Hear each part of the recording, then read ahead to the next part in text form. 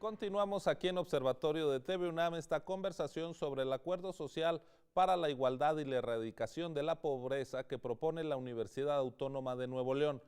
Esta conversación, como todas las que conforman la serie Observatorio en TV UNAM, puede ser descargada en la página de internet www.observatorio2012.tvunam.mx. Estábamos, Enrique, escuchando que la doctora Gutiérrez nos señala, hay tres pilares de la propuesta que hace la Universidad Autónoma de Nuevo León que tienen que ver con la recuperación del empleo, de los salarios y la atención a las políticas de la juventud. Y al mismo tiempo tú nos decías que estas propuestas están hechas para una sociedad democrática y de mercado.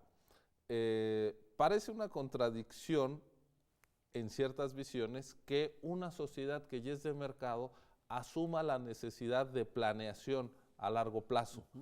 ¿Cómo conjugar esta necesidad de planeación sobre estos tres pilares en una sociedad que, pues según diagnósticos que han sido hegemónicos en los últimos años, pues prácticamente a raíz de dejar el libre funcionamiento de las fuerzas del mercado, pues encontrará los equilibrios necesarios para reactivar el crecimiento y repartir los frutos del mismo?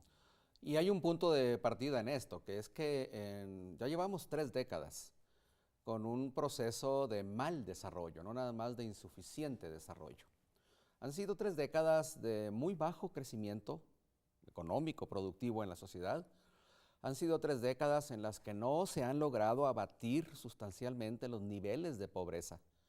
Y han sido 3 décadas en las cuales la concentración del ingreso se ha vuelto muy resiliente, no baja a largo plazo. Nos mantenemos como una sociedad pobre, aunque no seamos un país pobre, como una sociedad muy desigual, muy inequitativa, y como una sociedad en la cual ya durante una generación entera hemos perdido muchas oportunidades de desarrollo. Y las hemos perdido sobre todo para la juventud, para el grupo de población que tiene que ser visto como el pilar del desarrollo futuro de México. Y la paradoja, en efecto, reside en que a medida que hemos profundizado el mercado, la sociedad de mercado, hemos seguido generando estos malos resultados de desarrollo. Pero es una situación reversible. Y por eso la propuesta de la Universidad Autónoma de Nuevo León pone en el centro la erradicación de la pobreza. Es posible erradicarla. Pero para eso hay que pensar en una sociedad igualitaria, no solamente equitativa, en una sociedad que avance sus niveles de igualdad, que sabemos que no es una igualdad absoluta, pero que sí requiere llegar a unos niveles de distribución de la riqueza y el ingreso que sean compatibles con la erradicación de la pobreza. Ahora bien, ¿por qué los acentos se ponen en empleo, en ingreso y en juventud?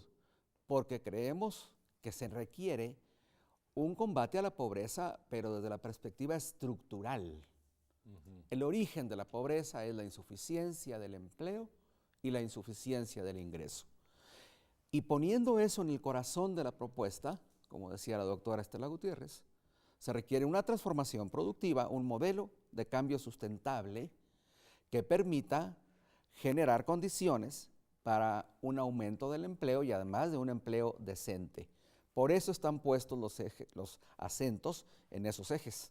Estela, señalabas un sentido de urgencia que me parece está en buena medida sustentado pues en la demografía mexicana, en esta situación en la que todavía somos un país de jóvenes, que dio lugar a que se hablara del bono demográfico, pero que no estamos aprovechando debidamente, no estamos creciendo, no estamos generando el empleo que se requiere para que estos jóvenes tengan una incorporación adecuada a la vida productiva y posibilidades, digamos, de un futuro deseable.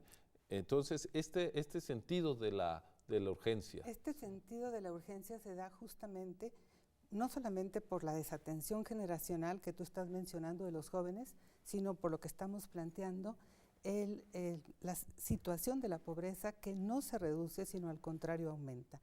y por lo tanto se coloca en el centro del análisis la necesidad de retomar el ejercicio de la planeación como lo hacen todas las economías de mercado, que lo acaba de señalar Enrique, y que actúan a través de mecanismos muy precisos que se dan en las diferentes instancias de gobierno. Es por ello que en este sentido de urgencia solamente se podrá erradicar la pobreza si retomamos el crecimiento histórico del 6%, que lo teníamos del periodo de 1940 a 1980, y que para ello es importante hacer una serie de cambios a 3 niveles. Primero, a nivel macroeconómico, que viene siendo la construcción de las estructuras sobre las cuales se desarrollan los negocios y las actividades productivas. Desde la planeación y la regulación, con un Estado participativo orientado hacia la sociedad del conocimiento, y desde la juventud para de inmediato reactivar políticas que les den educación y empleo. Entonces, sobre esta visión hay un aspecto muy importante que es la necesidad de que el Banco de México o cualquier otra secretaría retome el compromiso no solamente de controlar la inflación, sino el compromiso del crecimiento económico. Y esto lo hacen todos los países, incluyendo Estados Unidos. Es a partir de ahí donde se pueden empezar a instrumentar las políticas contracíclicas y sería un pilar fundamental de la política del cambio. Otra justamente es retomar la importancia de la banca del desarrollo, que se ha desaparecido y que sin embargo constituye el motor estratégico fundamental para detonar aquellas actividades productivas hacia donde se pretenda llevar el desarrollo sectorial y regional. Y esta banca de desarrollo obviamente que requiere recursos y los recursos están disponibles. Yo creo que no se puede decir que en México falta dinero. Lo que vemos nosotros es que sobra dinero y lo que necesitamos entonces es esa planeación retomando la importancia de la banca de desarrollo.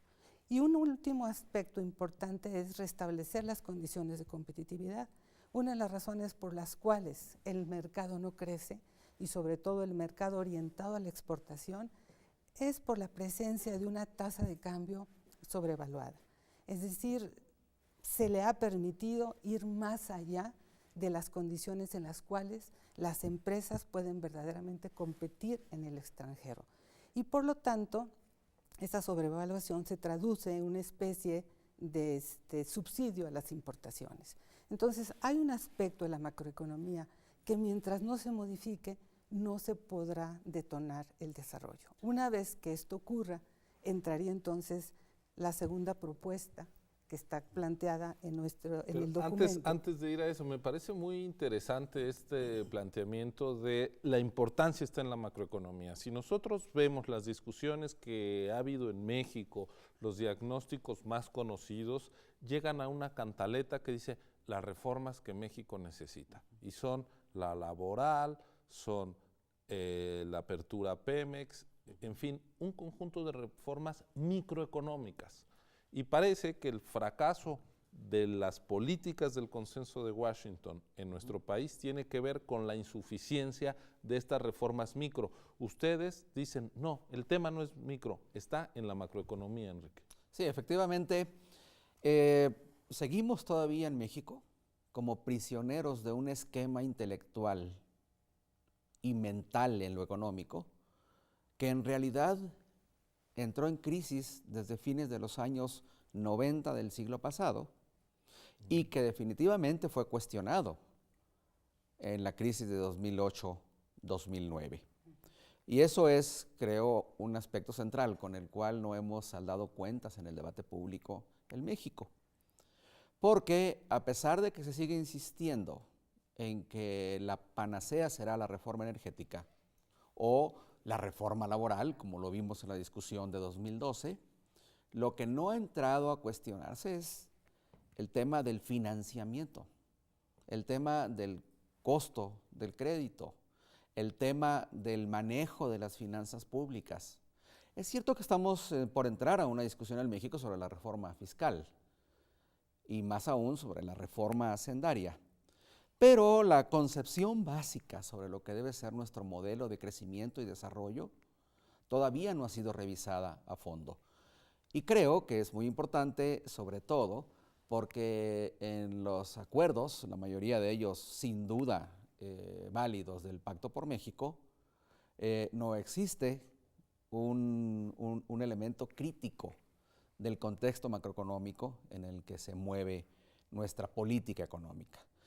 Eso es muy importante y en el planteamiento del Acuerdo Social para la Igualdad y la Erradicación de la Pobreza, lo que se plantea es que la verdadera reforma estructural tiene que ver con la igualdad, tiene que ver con la generación de empleo e ingresos y claro, con una política macroeconómica que ponga por delante esos objetivos. De hecho, lo que se dice en el documento es que hay que invertir los términos de la política macroeconómica y que hay que hacer una política económica guiada por el cumplimiento de los derechos. Pues ya lo ve, estamos haciendo una discusión que parte de una crítica al modelo de desarrollo que ha seguido el país, que plantea cambiar las prioridades, poner en el centro la igualdad como condición del crecimiento y de la erradicación de la pobreza. No se vaya, quédese con nosotros en esta interesante conversación, volvemos en unos segundos.